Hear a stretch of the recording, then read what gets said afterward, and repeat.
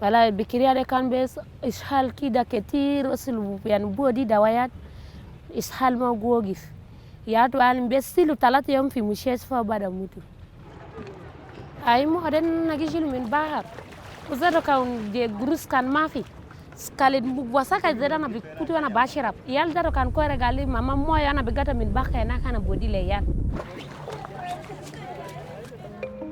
مستقبل تعالى انا كوتو ان موي دي سان بسادو ناس كله في هلا سننا كان تبانين لكن أسرع كلاس مودجا ما بيكون تبانين. This water treatment plant is so unique in 2 aspects. One, it is solar powered. It's very difficult to get fuel in Juba.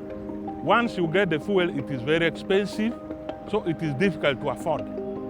The second aspect is that this water treatment plant is managed by the community.